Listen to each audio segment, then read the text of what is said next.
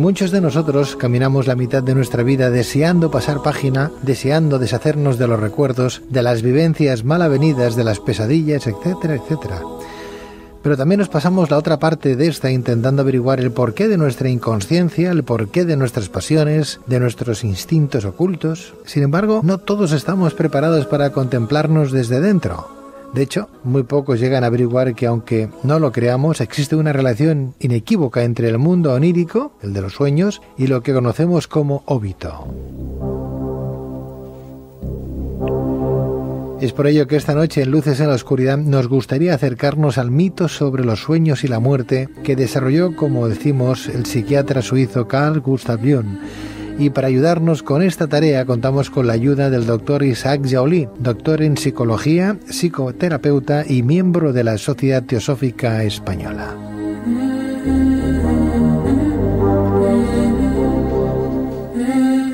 Doctor Isaac Jaulí, muy buenas noches. Buenas noches, Pedro. Bueno, pues en primer lugar, y para entender mejor cómo entiende Jung los sueños y la muerte, Isaac, me gustaría que nos explicaras cómo definía este psiquiatra el inconsciente humano. ¿A qué nos estamos refiriendo?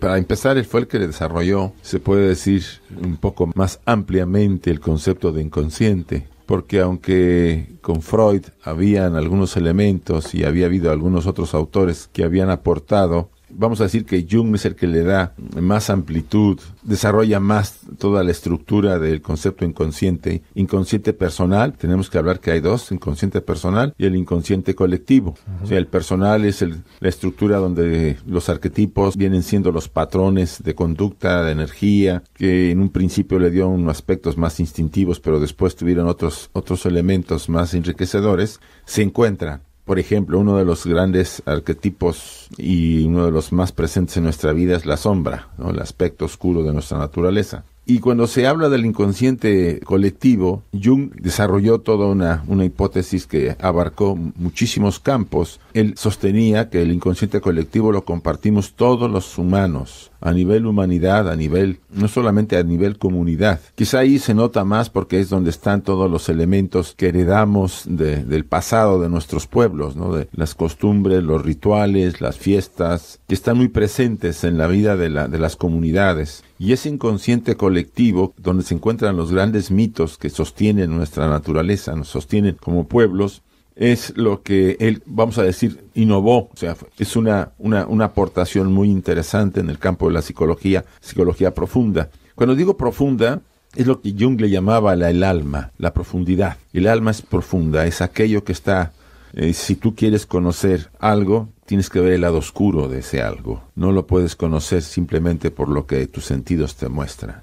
Es como nosotros. Tú y yo mostramos un aspecto, ¿no? Mostramos la personalidad, la persona, la máscara. A la luz de la conciencia perceptiva de los sentidos, pues piensa, cuando conoces a alguien, que ese alguien es así como lo ves. En realidad es una parte y no es la más importante, ¿no? Está guardando muchas cosas tras de ello. Entonces hay que ir a esa parte oscura, a esa parte oculta. Y aquí es donde se engancha el concepto de sueño, la simbología de los sueños. El alma se alimenta de esos símbolos, de nuestras experiencias diurnas. Por eso los sueños y la muerte están muy ligados, ¿no? Él asumía, como también asume el neojungiano James Hillman y otros autores como Barbara Hannan, Edward Elginger y otros autores, de que el sueño está ligado a la experiencia de la muerte. El sueño tiene una serie de elementos interesantes, sobre todo está lleno de símbolos. Y los símbolos son el elemento que nos comunica con esa profundidad que llamamos alma, con nuestra esencia, con nuestra verdad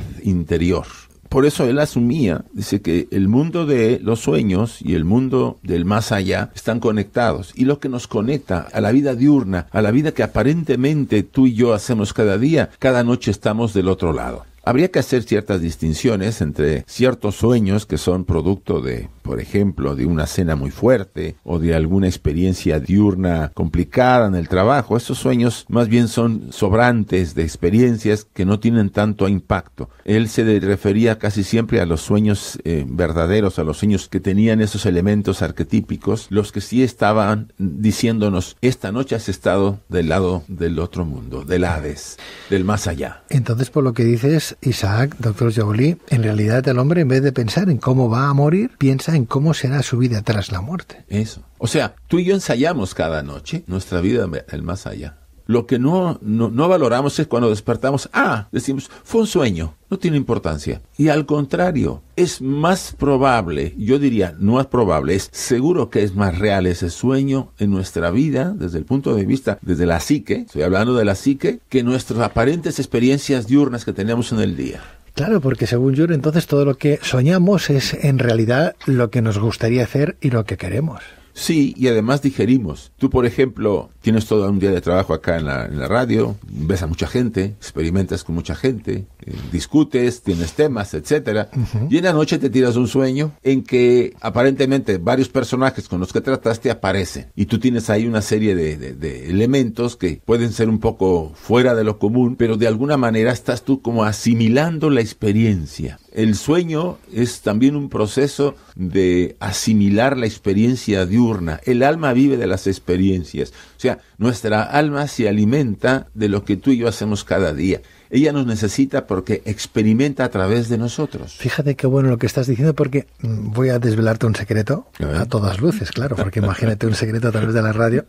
Cuando estaba en la universidad y había alguna materia que era dura, y eso lo vengo haciendo incluso desde el instituto, para que te hagas una idea. Yo no sé, supongo que más de uno, yo no sé si hasta incluso tu persona lo habrá hecho alguna vez, pero al menos yo sí que lo he hecho. Yo me grababa alguna que otra lección en aquellas cintas cassettes antiguas, largas, de 120, de 180, ahí estaba todo el discurso. Y me las ponía cuando me iba a dormir. Y me dormía con aquellas cintas que me hablaban al oído. Eso es una técnica muy especial. ¿Sí? Sí. Pues es curioso porque yo me acordaba de todo lo que había escuchado incluso en ese duermevela, ¿no? Sí, porque tu conciencia, vamos a decir que la conciencia de la personalidad descansa. Tenemos que recordar, como decía Madame Blavatsky, que cuando la personalidad duerme, el verdadero hombre, el hombre eterno, despierta. Porque cuando nosotros estamos despiertos, él duerme. Entonces, ahí hay una conexión directa de ese hombre verdadero que está en nosotros con nuestro cerebro físico. Entonces, cuando tú pones el cassette, tu personalidad diurna está dormida, pero tu conexión está establecida y el hombre interior está despierto, pues todo lo que estés grabando, todo lo que estés escuchando, queda como grabado, queda como plasmado y probablemente adquieras tú hasta cierto conocimiento. Yo me he enterado de varias técnicas que existen para el estudio utilizando este medio que tú hiciste, que aparentemente puede ser algo interesante desde varios puntos de vista, pero que ahora parece que lo han adaptado a técnicas, ¿sí?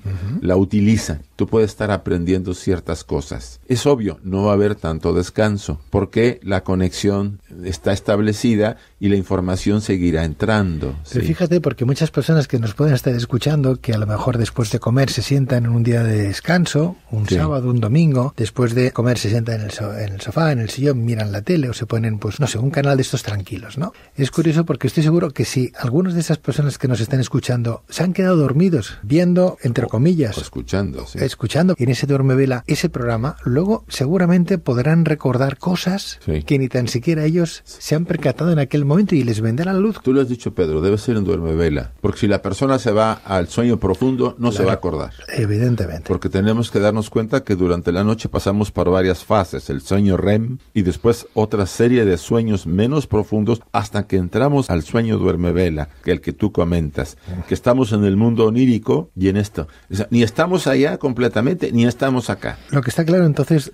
Isaac, doctor Joly, es que es necesario sumergirse en esos rincones más oscuros de nuestro inconsciente para entender a nuestra propia consciencia. Eso es primordial. Es que mira, si el ser humano no se conoce, y eso se repite constantemente en casi todas las grandes escuelas de índole espiritual, en las tradiciones religiosas, de todos los tiempos y en todos los pueblos. Si tú no te conoces, verdaderamente no puedes iniciar ese proceso de transformación, de mutación, de metamorfosis que tú y yo y mucha gente estamos deseando llevar a cabo en un momento dado, ¿no? Y es que, por ejemplo, así lo especifican algunos de los relatos literarios históricos o religiosos más importantes de todos los tiempos. Me refiero, por ejemplo, a la Odisea de Homero, la Metamorfosis de Ovidio o el mito de las Hades de Platón, ¿no? Sí.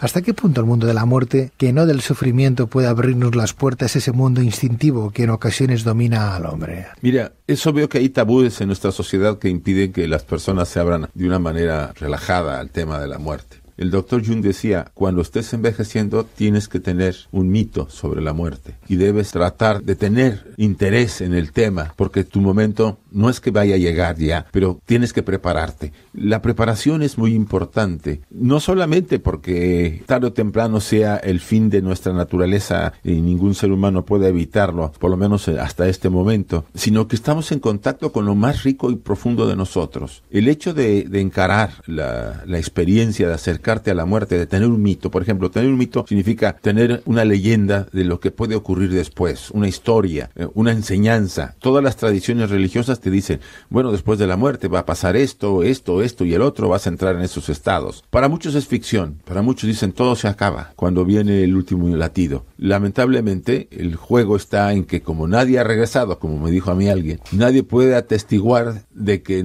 realmente ocurre. Pero yo también puedo decir, nadie me puede decir que no ocurra. O sea, el juego es que uno no pierde nada. ¿Qué pierdo con realmente interesarme? Porque si realmente no hay nada, no pasó nada. Pero si realmente hay algo, tengo un riesgo. Cuando tú no tienes un mito o una enseñanza, tú puedes caer en un estado, vamos a decir, anulado totalmente tus sentidos por haberlos cerrado. Al decir que no hay nada después de la muerte, tú pasarás totalmente inconsciente, como cuando uno cae en el sueño, en la primera fase de la inconsciencia. Y cuando tomes conciencia, estarás nuevamente en el vientre de tu madre, si hablamos de la reencarnación. Ese pasaje importantísimo para tomar toda esa riqueza. En el libro de Juan, en los Evangelios, dice Juan 24, 25, 12, dice, en verdad os digo que si el grano de trigo no cae en la tierra y muere, quedará solo. Pero si muere, llevará mucho fruto. De momento, la mayor parte de los que leen la Biblia se quedan un poco confusos. ¿Cómo que eso del grano? ¿Y cómo que se muere y no se muere? El grano de la arena somos nosotros. Y si nosotros caemos, si cambiamos, si nos transformamos, si permitimos que toda esa riqueza que traemos por tantas experiencias que el alma estuvo sustrayendo durante nuestra vida y que han formado el famoso cuerpo pneumático para después de la muerte, no cae a la tierra y soltamos el cuerpo, el lastre que ya es, no vamos a experimentar y a enriquecernos con todo aquello que se va a convertir en talentos, porque todo lo que ya hemos hecho, como en la parábola de los talentos, van a ser habilidades nuevas que vamos a tener. La persona que se niega a cambiar, que se niega a reconocer que todo está transformándose cada instante, está perdiendo la oportunidad de crecer y de ser mejor cada día. Esta parábola tiene mucha riqueza y nos debería, como otros pasajes también, darnos ciertos tips. Somos escépticos, le tenemos miedo al concepto de la muerte, sobre todo mucho en Occidente. Quizá en algunos pueblos en América Latina y en el Oriente, pues la muerte es como algo normal. Es la consecución natural de la vida y estamos en contacto. Así te puedo decir, en contacto cada día con esa experiencia. Hades significa riqueza. O sea, hay una riqueza en esas profundidades, pero también tenemos el temor. El ego personal con el que tú y yo nos hemos identificado, él sabe que va a terminar y él tiene terror a saber ese tema. Por eso las sociedades, las culturas, en algunos casos como la nuestra, muy materialista, ha cultivado la negación. A decir, lo único que vale es estar vivo. Claro, pero no obstante, doctor Joly, ¿para qué nos sirve, por ejemplo, pensar que hay una vida más allá? Ya no hablo de conceptos religiosos ni espirituales, ¿no? Que es como una necesidad que el hombre experimenta y tiene y sostiene para poder seguir en este camino de lucha, ¿no? Y de sufrimiento. Bueno, como tendré la recompensa en el más allá, creo en la muerte y creo en la resurrección y creo en la reencarnación y creo en todos los creos, ¿verdad? Pero eso es una falta de autoestima, es una falta de sentirse uno seguro con lo que uno tiene y con lo que hace y con sus actos, ¿no? Porque si resulta que tengo que estar esperando o tengo que hacerme de forma bucólica pues un sueño o la hipótesis de que hay una vida mucho mejor que esta, lo único que me sirve es para... ¿Un escape? Exacto. A ver, yo te lo voy a plantear así. Suponte que no tuviéramos ningún concepto de después de la muerte, que ninguna cultura, que ninguna tradición religiosa comentara el tema. Pues no hay nada, no hay información, no se sabe. Y algunos de plano dijeron, no hay nada, todo aquí se acaba en una sola oportunidad. Nuestra vida, para empezar, la vida del ego personal, sabemos que es solamente una parte de nuestra naturaleza. Que nuestra verdadera naturaleza, la naturaleza creativa, la que admira la belleza, la que es bondadosa, amorosa, la que es fraternal con todos los seres, es la naturaleza superior. Y ella no pertenece a esta dimensión. Podemos abrirnos a ella si hacemos el esfuerzo por contactar con esa naturaleza. Pero ese simple hecho ya nos dice que el mundo material no es el único que hay. El simple hecho de que nos diga esto no es todo y por supuesto la conexión ya nos dice que hay otra cosa a más de esto. filosóficamente incluso te lo puedes plantear. Vas a llegar a la conclusión de que si simplemente el hombre viviera sin ningún concepto, pensáramos que no hay nada, la vida sería tan árida y tan insoportable que quizás hace tiempo tú y yo no estaríamos acá. Yo cuando tenía 25 años entré en una crisis muy fuerte y no puedo negar que llegué a sentir deseos de suicidarme. Así te lo digo. Porque yo decía, para esto estudié, porque yo había probado todo. Tenía ya una profesión, era yo ingeniero, la primera profesión que hice. Ya tenía yo elementos económicos muy fuertes. Ya tenía las cosas que me habían dicho que era feliz. Y yo me sentí un vacío increíblemente profundo. Yo decía, no, yo no vine a esto. Entonces, fue por ahí cuando caí al fondo que me di cuenta y empecé a descubrir que había algo más, Pedro. Quizá eso fue lo que me ayudó, llegar hasta el fondo, para descubrir que no, que esto no era todo, y que había algo más. Y que eso empezó a mí a sacarme de ese agujero, porque si no, yo me hubiera hundido. Bueno, a ti te sirvió. Como válvula, como escape, como lo que quieras llamarlo, te sirvió. Ya está bien. Y además descubrí que sí lo hay. Y yo en ese momento, pues sí, pensé que estaba mal. Incluso fui a ver a varios psiquiatras y vi varios psicólogos. Y dijeron, no, está sano. Lo que tienes nos lo podemos explicar. Entonces, yo lo que quiero compartir con el radioescucha y contigo es que esto no termina, esto sigue. No me pregunten los detalles, no los puedo decir y no me atrevería a decirlos. Lo que sí te puedo decir que esto no termina y que sigue y que ahí yo no puedo mentirte. Qué lástima, Isaac, que yo estoy de acuerdo contigo que esto sigue, ¿no? Pero qué pena que pensemos eso, que sigue sin tener una recuperación de lo que hicimos que no tendremos un recuerdo de esa víspera. Pero no te preocupes por eso. Sí me preocupa en una cosa, me preocupa que si yo no tengo un recordatorio en una vida posterior de lo que hice en la vida anterior, volveré a pecar y a errar y a caer en las mismas vulgaridades, en las mismas miserias, en los mismos errores que cometí en mi vida anterior. Pedro, por un lado mejor,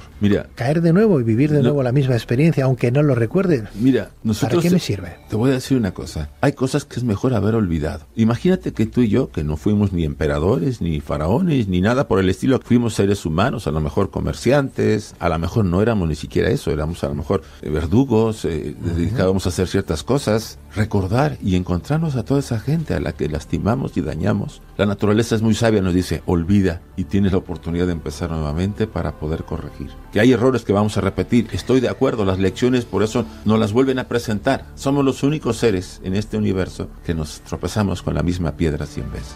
Doctor Isaac Joly, doctor en psicología, psicoterapeuta y miembro de esta Sociedad Teosófica Española, mil gracias.